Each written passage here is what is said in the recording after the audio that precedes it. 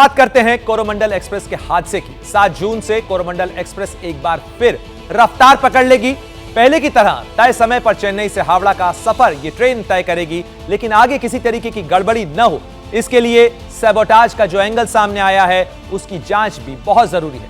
लेकिन signal system से छेड़छाड़ की बात सामने आने के बाद इस हादसे को लेकर एक रिपोर्ट सामने आई थी जो एबीपी न्यूज के पास है। बात यह भी है कि रिपोर्ट कुछ और कहानी कह रही है। किस तरीके से यह पूरा मामला सामने आ रहा है, देखिए हमारी इस रिपोर्ट में।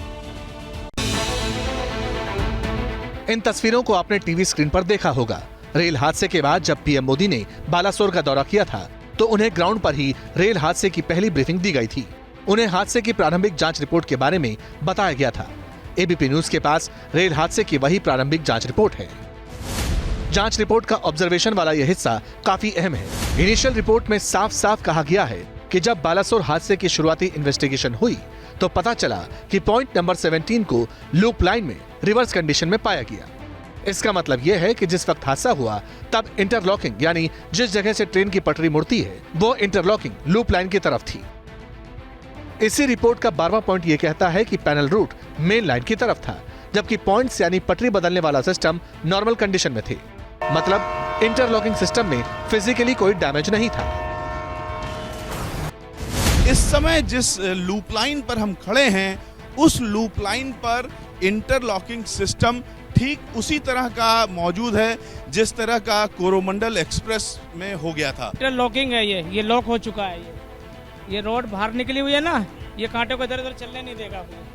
ये इतना हिस्सा बाहर निकला हुआ है, इसका मतलब ये लॉक है। सिस्टम के 2 पॉइंट है, एक पॉइंट इधर है, एक पॉइंट उधर है। एक पॉइंट जो है वो इस मेन पटरी से सटा हुआ नहीं है, एक पॉइंट मेन पटरी से सटा हुआ है। इसका क्या मतलब? लूप लाइन पे जाने के लिए ये लाइन हमारे लिए बन गई है साइड इधर जाने के लिए। अगर ये लाइन हटा के इधर बनाते हैं तो इस लाइन पे जाने के लिए। किसी टेक्निकल चूक की वजह से ऐसा नहीं हो सकता है। जरूर इसमें कुछ न कुछ ऐसा हेरफेर किया गया होगा जानबूझ करके, जिसकी वजह से सिग्नल अलग दिशा की ओर इशारा कर रहा था और गाड़ी का जो इंटरलॉकिंग सिस्टम है वो लूप लाइन की ओर हो गया। अब इस रेल हादसे पर रिपोर्ट में कंक्लूजन भी बताया गया है। मौके पर मौजूद रेलवे अधिकारियों ने अपनी इनिशियल रिपोर्ट में लिखा, ट्रेन नंबर 12841 यानी कोरोमंडल एक्सप्रेस के लिए सिग्नल मेन लाइन का दिया गया था, मगर ट्रेन लूप लाइन की तरफ दाखिल हो गई और उस मालगाड़ी से टकराई जो वहां पहले से ही मौजूद थी। और इसी दौरान हावड़ा सुपरफास्ट दूसरी तरफ से आ रही थी जो पहले से डिरेल हुई कोरोमंडल के डिब्बों से टकराई। मैं हूं इस समय अप लाइन पर जिस पर कोरोमंडल एक्सप्रेस थी और दूसरी तरफ आ रही थी यशवंतपुर हावड़ा एक्सप्रेस। और ये जो लूप लाइन कहते हैं हम, ये मेरे बाईं तरफ ये है लूप लाइन जिसमें मालगाड़ी थी। मालगाड़ी यहाँ खड़ी हुई थी। कोरोमंडल एक्सप्रेस को सीधे इसी पटरी पर आना था।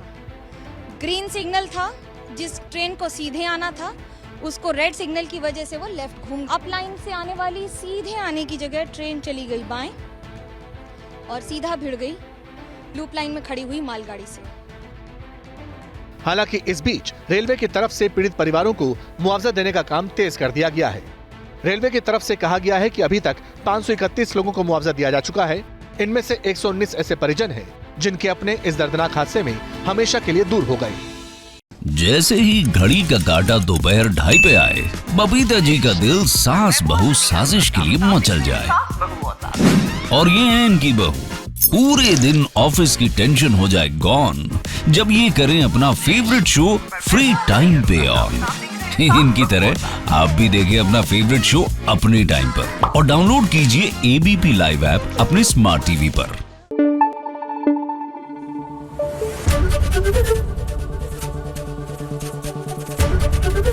एबीपी न्यूज आपको रखे आगे।